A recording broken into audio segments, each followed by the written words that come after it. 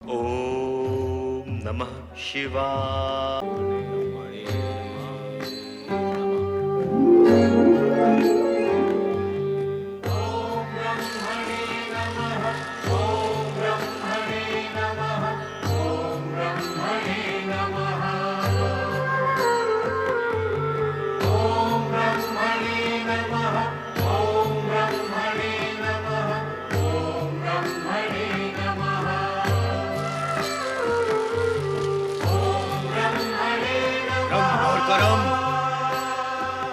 मैं तुम दोनों को जीवित नहीं छोड़ूंगा।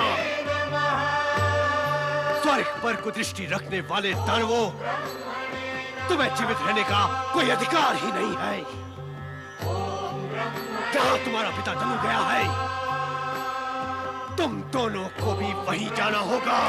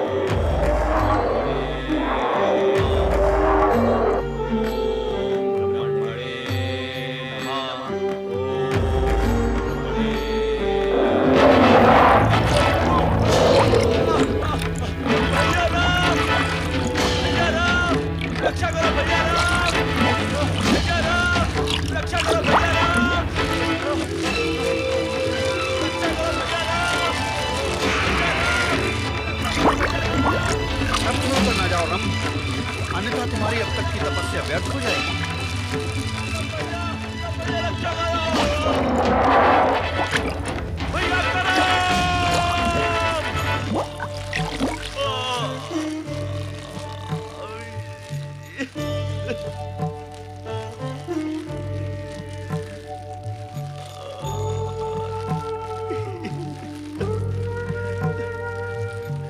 भैया करम।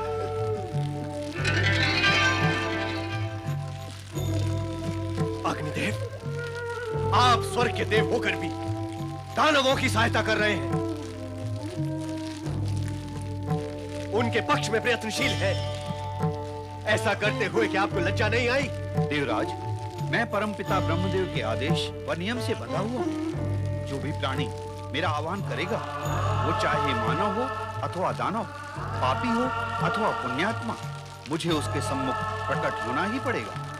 पंचाग्नि में मेरी उपस्थिति विधि के विधान से अति आवश्यक एवं अनिवार्य है। विधान के अनुसार जो यज्ञ करता अग्नि को संतुष्ट करता है तथा कठोर तप जप करता है, उसकी रक्षा का दायित्व भी मेरा ही है। तो अब दायित्व का पाठ मुझे आपसे पढ़ना होगा। कर्तव्य की शिक्षा मुझे आपसे ग्रहण करनी होगी। बोल रहे हो अग्निदेव कि हम स्वर्ग के अधिपति इंद्र हैं। आप स्वर्ग के अधिपति हैं, इस सत्य की घोषणा करने की क्या आवश्यकता है? सारा जग जानता है कि आप स्वर्गाधिपति हैं, और जिस सत्य को सारा जग जानता है, उसे मैं भी जानता हूँ। सत्य की बात कर रहे हो, सत्य की बात कर रहे हो, पर इस सत्य को मानते नहीं कि हम यहाँ देव शत्रु रंभ करम का अंत करने आए हैं। इन दोनों की उपस्थिति स्वर्ग और देवगण के हित में नहीं है। क्या दानवों के जीवित रहने से देवता प्रसन्न रह सकते हैं? आप भी तो देव हैं, दानव आपके भी शत्रु हैं, किसी भी दिन आप पर भी प्रहार कर सकते हैं। तो क्या आपको अपनी रक्षा की चिंता नहीं है? हमें अपनी रक्षा से अधिक अपने दायित्व, कर्तव्य और धर्म की चिंता है।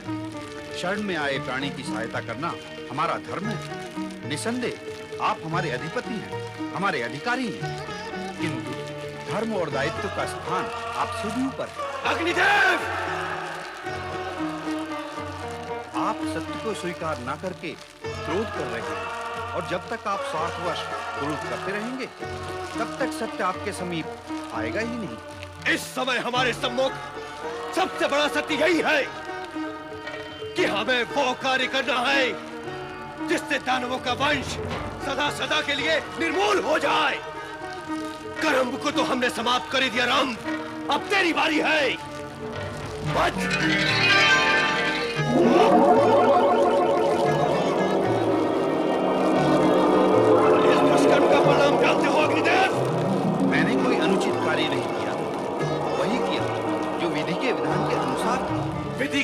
क्या केवल आप ही जानते हैं?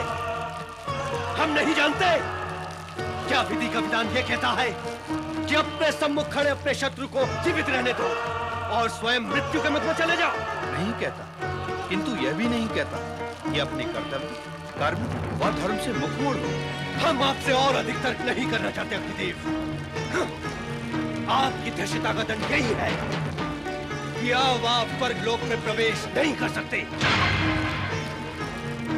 आपको स्वर्ग से बहिष्कृत किया जाता है।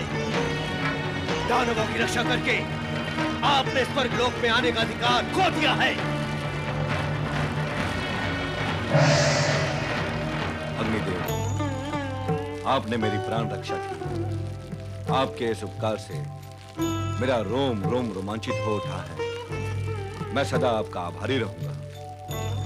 तुम्हारी दृष्टि में उपकार होगा रंभ, किंतु हमारा तो यह कर्तव्य और धर्म था। अपने राजा और उच्च अधिकारी को रुष्ट करके कर्तव्य धर्म कौन निभाता है अग्निदेव?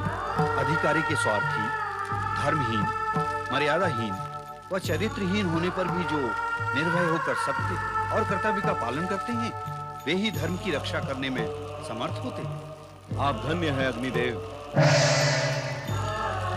धन्य हैं आप।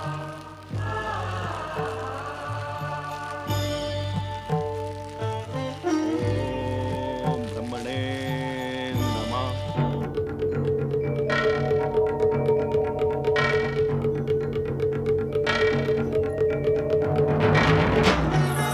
क्या हुआ स्वामी? देवी शची, तुम्हारे इस क्या हुआ प्रश्न का उत्तर देते देते हम थक गए हैं।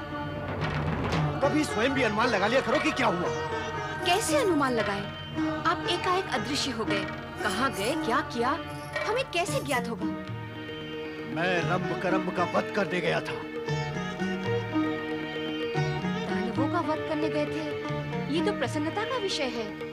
फिर आप प्रसन्न क्यों नहीं हैं? अब आप दानवों का वध करके आए हैं, तो मेरी ओर से आपको बधाई। देवी शची, मैंने केवल इतना कहा है कि मैं वध करने गया था। मैं वध कर आया हूँ, ये तो मैंने नहीं कहा। ओह, तो आप वहाँ वध करने के लिए केवल गए थे, किया नहीं? क्यों नहीं किया? क्या आपने उसे क्षमा कर दिया, या आपके मन में उसके लिए करुणा जागृत हो गई? मुझसे कोई भूल हो गई है स्वामी? इन दिनों तुम प्रश्नों की बौछार कुछ अधिक ही करने लगी। इसे अपनी भूल ही समझो देवी शची। क्यों समझो अपनी भूल? पत्नी द्वारा पति से प्रश्न करने को आप उसकी चिंता, कर्तव्य या धर्म क्यों नहीं समझ लेते? हे विधाता, हे विधाता, तुम भी अग्निदेव की तरह से कर्तव्य व धर्म का राग अलापने लगी। अग्निदेव कहाँ है देवराज? बहुत समय से उनके दर्शन नहीं हुए। और कभी होंगे भी नहीं वरुण देव। क्यों? देवी शची, रोको इस क्यों, क्या और कैसे को अपनी वाणी पर आने से।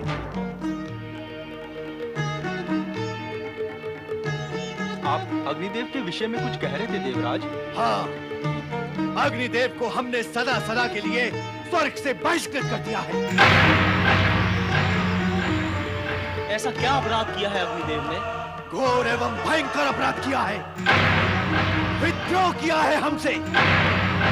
देवताओं का पक्ष त्याग कर दानवों का पक्ष लिया है। दानवों के उत्थान के लिए और ब्रह्मदेव से वरदान प्राप्ति हेतु धनुपुत्र रंभ करम्भ घोर तप कर रहे थे। स्वर्ग और देवगण की रक्षा के निमित्त हम उनका वध करने गए। करम्भ का वध करने के पश्चात जब पंचाग्नि में बैठे हम रंभ का वध करने लगे, तो अग्निदेव ने अपनी ज्वाला से उसका रक्षा कवच बना दिया और हमें उसका वध नहीं करने दिया।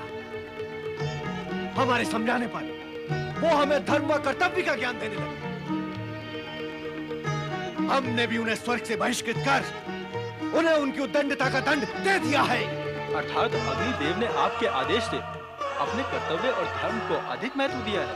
यही तो भूल की उन्होंने।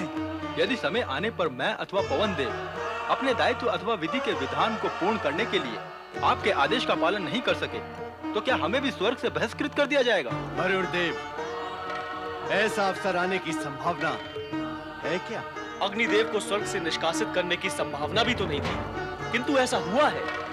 भय और स्वार्थ के वशीभूत होकर अनुचित आदेश का पालन करने की अपेक्षा कर्तव्य पालन करते हुए निष्कासित होना अधिक श्रेयकर है देवराज, और अग्निदेव ने श्रेयकर कार्य ही किया है।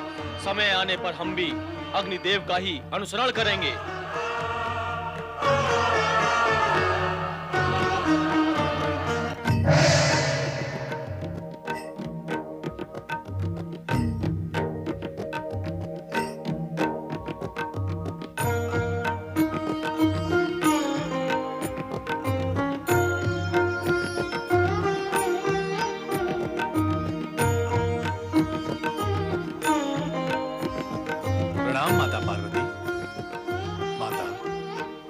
क्या आप इस शिव भक्त से रुष्ट हैं?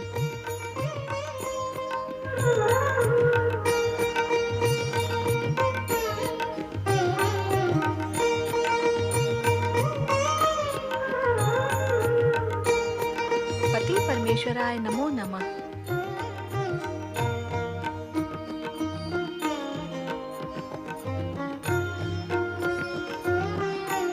मुझे उपेक्षा की दृष्टि से ना देखो माता।